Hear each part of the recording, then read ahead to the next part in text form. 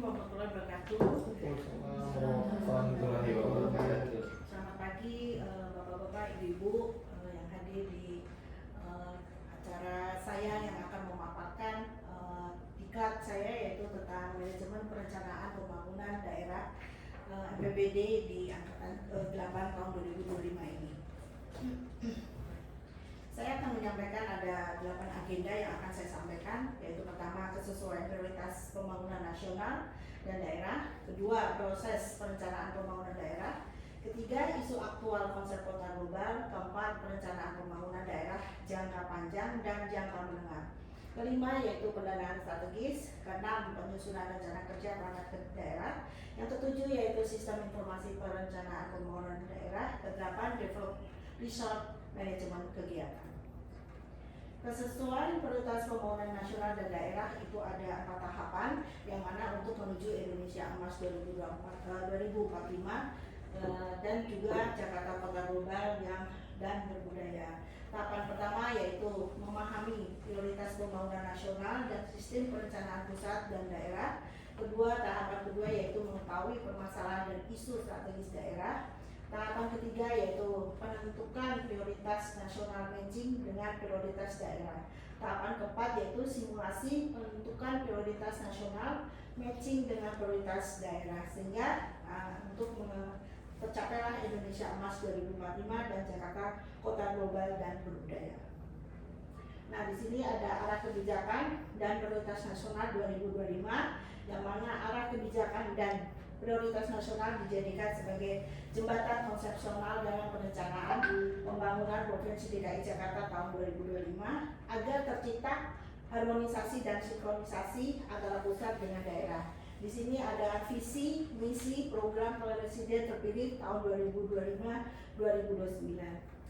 Yang ini yaitu visinya bersama Indonesia Maju menuju Indonesia Emas 2045.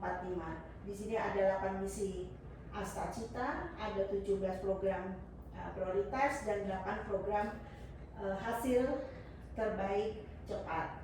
Di sini fokus kita di yang di nomor 4 yaitu RKP tahun 2025 prioritas nasional. Poin yang kita utamakan yaitu di nomor 4, yaitu memperkuat pembangunan sumber daya manusia, sains, teknologi, pendidikan, kesehatan, prestasi olahraga, kesetaraan gender, serta penguatan peran perempuan, pemuda, dan penyandang disabilitas. Nah, di sini ada hubungan antar dokumen, yaitu ada matching antara RPJBD dengan RPJBN. Nah, dari situlah akan menciptakan RPJMN. Nah, dari RPJMN itu akan turun menjadi RPJMD. Dari RPJMD timbulah yaitu Rensra. Di sini kita ada bidang urusan, tujuan, Rensra, sasaran, Rensra. Terus di sini ada program prioritas dan program perangkat daerah, kegiatan, dan itu turun menjadi kegiatan, dari kegiatan turun menjadi subkegiatan. Yang kedua yaitu proses perencanaan pembangunan daerah, yang mana tujuan pembangunan daerah yaitu sesuai pasal 258 Undang-Undang Nomor 23 Tahun 2014 tentang pemerintahan daerah. Daerah melaksanakan pembangunan untuk 5 poin. 5 poin itu yaitu peningkatan dan pemerataan pendapatan masyarakat. Yang kedua, peningkatan dan penerataan kesempatan kerja. Ketiga, peningkatan dan pemerataan lapangan usaha. Yang keempat, peningkatan dan pemerataan akses dan kualitas pelayanan publik. Yang kelima yaitu peningkatan dan pemerataan daya saing depan.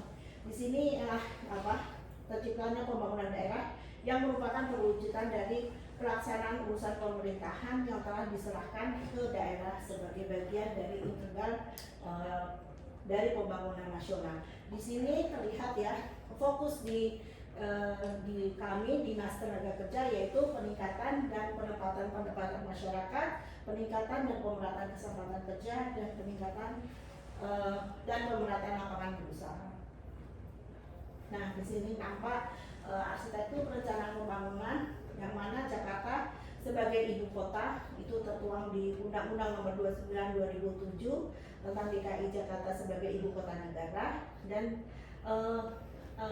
ada pemindahan ibu kota yaitu tertuang di Undang-Undang Nomor 3 tahun 2002 tentang ibu kota negara dan Undang-Undang Nomor 2 tahun 2024 tentang Provinsi Daerah Khusus Jakarta.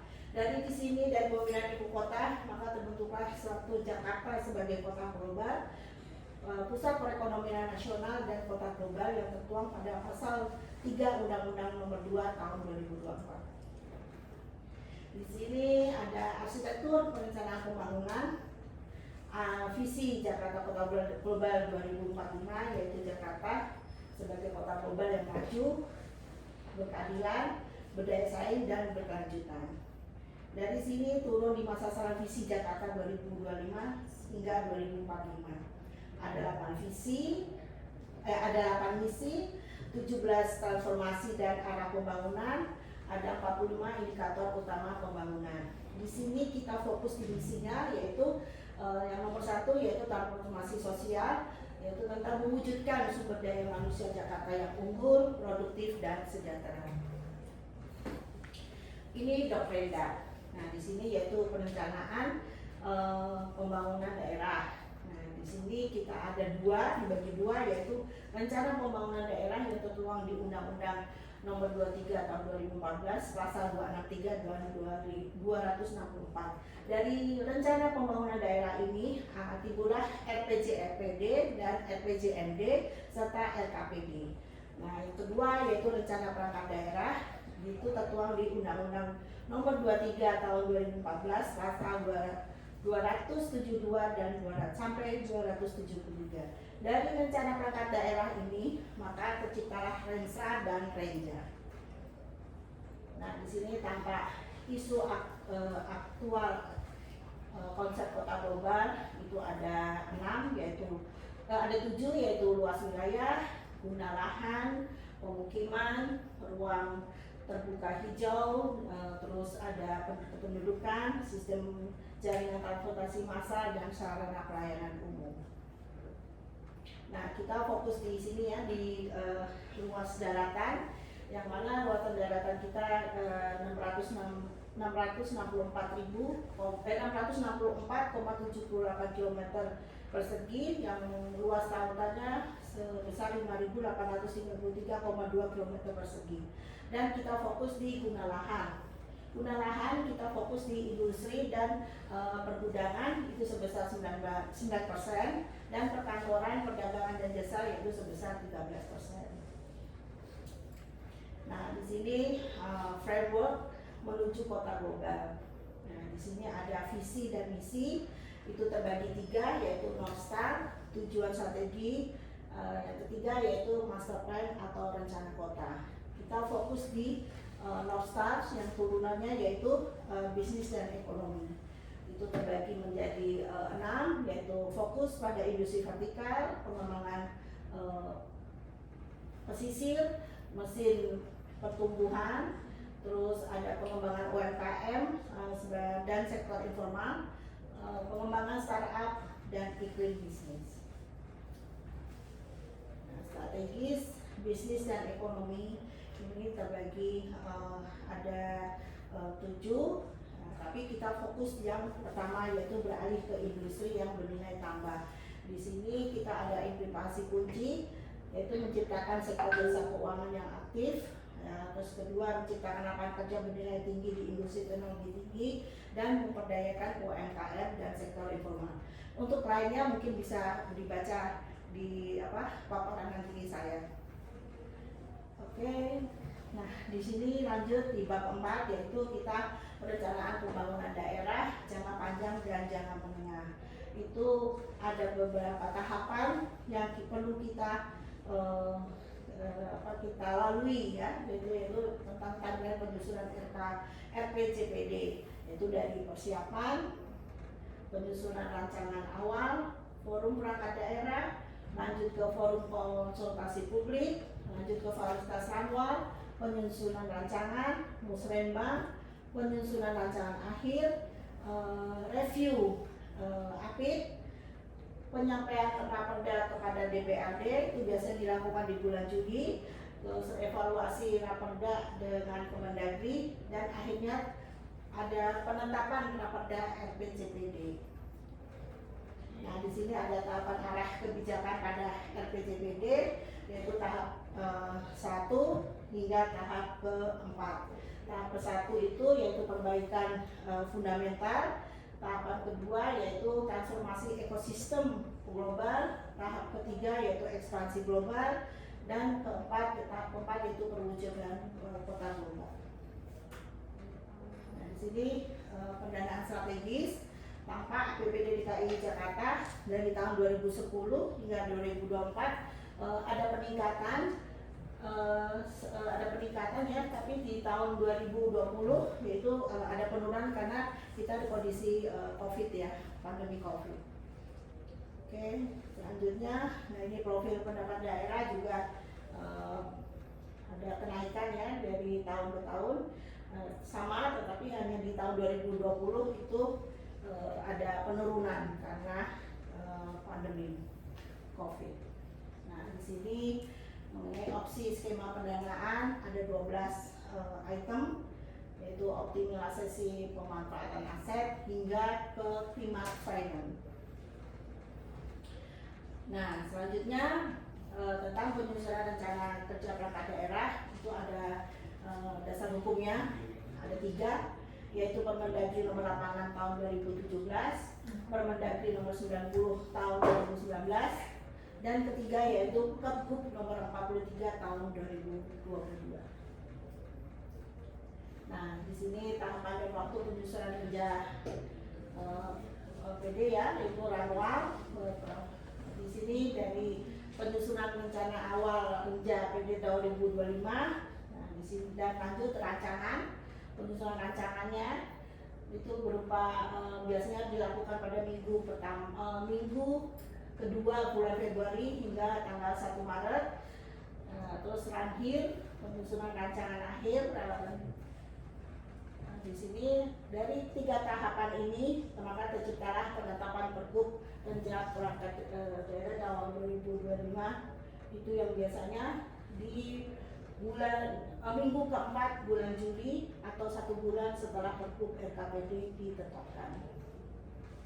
Nah, ini sistem informasi perencanaan pembangunan daerah itu ada 4, yaitu SIPJMD atau biasa SIRPD, yang kedua Musrembang, ketiga Smart Planning Marketing, dan keempat Monef Kinerja. Nah, di sini nampak ya teman-teman, sistem informasi yang dikelola Bapeda yaitu dari Musrembang itu biasanya berupa usulan kegiatan dan perencanaan perkiraan harga. Nah, dari sini akan lanjut ke SPB. SPB itu biasanya mengenai urusan tujuan dan sasaran renstra, program kegiatan, sub kegiatan renstra, anggaran dan komponen. Dari SPB itu lanjut ke SIPD, yaitu mengenai urusan program kegiatan, anggaran, target keuangan, dan realisasi keuangan. Dari SIPD kita lanjut ke Monef Kinerja kita yang terdiri dari urusan tujuan RPD dan Renstra, sasaran RPD dan Renstra, program Renstra, kegiatan Renstra, subkegiatan Renstra, anggaran, target keuangan, realisasi keuangan, target fisik, dan realisasi fisik. Dari modal kinerja ini, maka kita akan dapatkan ETPP yang bisa kita peroleh setiap bulannya. Nah, di sini ya sistem informasi SIPJBD, terus Musrembang, Smart Planning, Budgeting, modal kinerja. Nah, ini fokus prioritas LKPD DKI Jakarta tahun 2025. Yang mana pemerintah provinsi DKI Jakarta berkomitmen mewujudkan Jakarta sebagai kota global yang layak huni dan mampu mensejahterakan warganya. Hal ini tercermin dalam pokok-pokok rencana kerja pemerintah daerah tahun 2025. Tema LKPD tahun 2025 yaitu mewujudkan Jakarta kota global yang berketahanan, inklusif, berdaya saing, dan berkelanjutan. Nah, di sini ada 4 isu strategis utama pembangunan DKI Jakarta pada RKPD 2005. Tapi ada 4 ya, tapi saya fokus ke pertumbuhan ekonomi yang kita sesuaikan dengan dinas kita, yaitu Dinas Tenaga Kerja. Pertumbuhan ekonomi itu fokus prioritas yaitu transformasi ekonomi dengan mengadopsi model ekonomi baru, ya, terus green ekonomi, blue ekonomi, gig ekonomi, dan digitalisasi. Yang kedua yaitu peningkatan daya saing ekonomi dan investasi daerah. Ketiga yaitu peningkatan daya tarik wisata melalui cultural interaction dengan mengembangkan sektor pariwisata dan kekayaan budaya. Yang keempat yaitu penciptaan perluasan kesempatan kerja dengan menyediakan lebih banyak lapangan kerja melalui berbagai program pengembangan keterampilan dan pendidikan. Nah, ini dampak bila isu transisi tidak tertangani ya, maka angka pengangguran yang pertama ada 8, apabila maksudnya dampaknya ya ada 8, yaitu pertama angka pengangguran semakin tidak terkendali, yang kedua timbul PHK secara massal, 3 tingkat produktivitas tenaga kerja menurun, keempat timbul skill gap tenaga kerja, kelima pertumbuhan ekonomi dan penyerapan tenaga sektor informal menurun. Yang keenam yaitu daya beli masyarakat melemah imbas dari menurunnya pertumbuhan ekonomi. Yang ketujuh yaitu PDRB berpotensi menurun secara signifikan. Yang kedelapan yaitu pendapatan daerah akan terdampak dari lesunya perekonomian. Oke, ini masalah utama penyebab kondisi yang tidak optimal. Ya, hampir mirip yang tadi ya. Ada 5, yaitu pertama perekonomian dunia sedang mengalami perlambatan pertumbuhan. Terus yang kedua konsumsi rumah tangga menurun menyebabkan industri mulai mengurangi produksi, bahkan bisa menutup bisnisnya, sehingga biasanya terjadi PHK massal. Yang ketiga yaitu tingkat produktivitas tenaga kerja menurun disebabkan karena kurangnya peningkatan skill tenaga kerja, sehingga timbul skill gap tenaga kerja atau pencari kerja yang dengan kebutuhan industri. Yang keempat yaitu pertumbuhan ekonomi dan penyerapan tenaga sektor informal menurun akibat daya beli masyarakat melemah. Imbas dari turunnya pertumbuhan ekonomi tersebut sehingga menyebabkan PDRB berpotensi menurun. Kelima yaitu dampak dari pandemi COVID-19 masih kita rasakan hingga saat ini. Yang ketujuh, kegiatan atau program sebagai solusi untuk di sisi kita ya, itu ya ada 2, yaitu pertama perluasan kesempatan kerja melalui pelatihan peningkatan kompetensi yang terdiri dari pertama pelatihan mengemudi SIM A dan pelatihan satuan pengamanan serta pelatihan pengembangan industri yang ada di wilayah DKI Jakarta. Yang kedua yaitu pelatihan berbasis kewirausahaan mengadaptasi dari tren pasar terkini dan sesuai dengan kebutuhan masyarakat. Kedua yaitu penyebarluasan informasi pasar kerja, itu biasanya kita lakukan yaitu berupa pameran bursa kerja atau job fair yang rutin dilakukan sebanyak 21 kali dalam kurun waktu 1 tahun di DKI Jakarta. Nah, di sini nampak ya, develop Pusat Manajemen Kegiatan Pelaksanaan Kesempatan Kerja melalui pelatihan peningkatan kompetensi. Di sini ada activities, input, kedua output, outcome dan impact. Nah, di sini tampak activities atau gathering input itu terdiri dari human resource, financial resource, material resource, dan training. Nah, kalau dari dari human resource-nya yaitu berupa calon peserta latihan pembentukan tenaga kerja mandiri, financial resource-nya ya dari APBD DKI Jakarta. Kalau material resources-nya itu tempat pelatihan, modal pelatihan, alat peraga pelatihan, narasumber yang tersertifikasi. Training yaitu pelatihan tenaga kerja mandiri, pembentukan wirausaha baru. Nah, outputnya dari ini yaitu produk berupa wirausaha baru, binaan Jackpreneur, Studi Tenaga Kerja, Transmigrasi dan Energi Kota Aliansi Jakarta Timur, development plans atau recommendation yaitu usulan pendampingan, perizinan, pemasaran, pelaporan keuangan ya di sini maksudnya, terus permodalan serta pelatihan wirausaha naik kelas. Material resources-nya yaitu ada tenaga ahli PJLP, pendamping kewirausahaan bagi binaan Jackpreneur. Trainingnya yaitu biasanya berupa pelatihan wirausaha naik kelas. Untuk tahap outcome yaitu terdiri dari change in knowledge and or behavior ya, yaitu peningkatan kesempatan kewirausahaan binaan atau peserta. Improve produknya yaitu berupa pembentukan pola pikir entrepreneur yang inovatif. Nah, kalau increase service, nah itu peningkatan kualitas produk binaan atau peserta yang dihasilkan serta memiliki nilai tambah. Improve legislation pass itu yang berupa sertifikat HAKI, halal, PIRT yang disetujui. Impact-nya itu ada increase income yaitu adanya peningkatan pendapatan per kapita per rumah tangga. Increase employment-nya yaitu penciptaan lapangan kerja baru pada sektor informal. Increase profitability itu PDRB DKI Jakarta mengalami otomatis ya mengalami peningkatan. Increase welfare itu adanya pengurangan pengangguran dan kemiskinan ekstrim.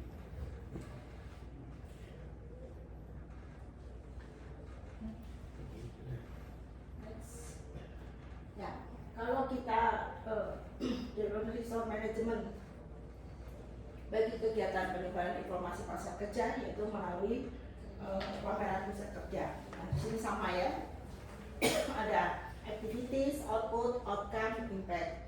Nah, kalau dari activities, human resources-nya itu kita tujukan yaitu para pengangguran atau pencari kerja non disabilitas dan penyandang disabilitas pada usia kerja produktif.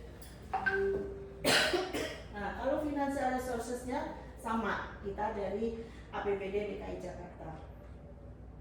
Material resources-nya yaitu lokasi job fair, adanya booth, perusahaan penyedia informasi lowongan pekerjaan, booth pusat pelatihan kerja daerah. Nah, trainingnya yaitu pelatihan pencari kerja di pusat pelatihan kerja DKI Jakarta. Nah, untuk output itu produknya yaitu pencari kerja berkompetensi tersertifikasi. Nah, kalau development plans itu merupakan usulan peningkatan kompetensi pencari kerja agar siap memasuki pasar kerja. Material resources-nya yaitu ruang kelas, adanya instruktur di pusat pelatihan kerja. Training, nah yaitu berupa pelatihan berbasis kompetensi, keahlian, tersertifikasi BNSP. Nah, untuk outcome, nah kita itu change in knowledge and or behavior, yaitu perubahan pola pikir dan mental pencari kerja dalam memasuki dunia kerja. Improve produknya yaitu berupa pencari kerja dengan keahlian teknis dan bahasa. Increase service atau awareness itu peningkatan kompetensi dan keahlian pencari kerja sesuai dengan kebutuhan dunia kerja. Selanjutnya yaitu mengenai improve legislation pass, yaitu berupa sertifikasi BNSP yang diakui di seluruh Indonesia.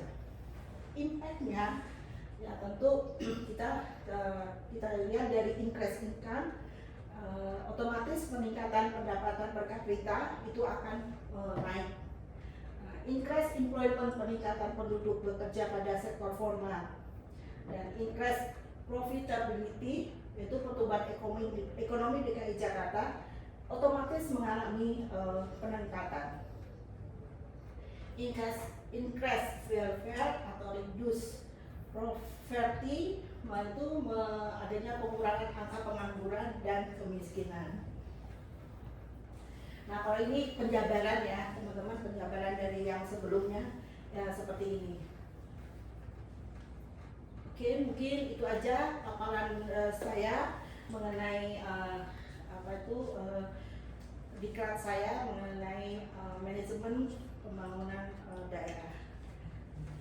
Itu saja, saya ucapkan terima kasih atas waktunya Bapak-bapak Ibu-ibu untuk bisa mendengarkan paparan. Mungkin ada yang mau ditanyakan Bapak-bapak? Izin kemudian saya mau bertanya. Nah, tadi kan Ibu sudah memaparkan, kemudian ada di sini tentang Renstra. Pertanyaan saya, sejauh apa Renstra di Snaker telah berkontribusi pada pengurangan angka pengangguran dan pengentasan kemiskinan di DKI Jakarta? Oke, saya coba menjawab bahwa melalui adanya program perluasan kesempatan kerja dan penyebaran informasi pasar kerja yang tertuang pada Renstra tahun 2026 hingga 2030, itu kita menargetkan 137.895 wirausaha baru ya yang akan terbentuk dalam kurun waktu di tahun 2026 hingga 2030 itu. Nah, dan kita mengharapkan dengan adanya program tersebut ya, itu akan membuka membuka lapangan kerja sektor informal secara masif. Itu. Ada lagi? Izin bertanya, bagaimana rencana Ibu terkait untuk mengembangkan program maupun kegiatan-kegiatan yang ada di Sudin sehingga bisa mendapatkan dampak yang lebih luas di masyarakat? Ya. Oke. Tentunya kita tetap masih melanjutkan ya program-program yang telah ada yang selama ini kita lakukan, tetapi tidak menutup kemungkinan karena program-program sebelumnya itu kan sudah sudah dirancangkan dalam Renstra, RKPD, begitu juga menjadi prioritas utama gubernur ya. Nah, tapi kedepannya kita akan mencoba membuka program baru yang kita sesuaikan dengan tren saat ini dan kebutuhan masyarakat gitu, Ibu. Mungkin ada lagi? Oke. Cukup. Oke, terima kasih sekali lagi atas waktunya Bapak Ibu-ibu untuk dapat hadir di acara saya ini. Terima kasih. Assalamualaikum warahmatullahi wabarakatuh. Waalaikumsalam warahmatullahi Terima kasih wabarakatuh. semuanya.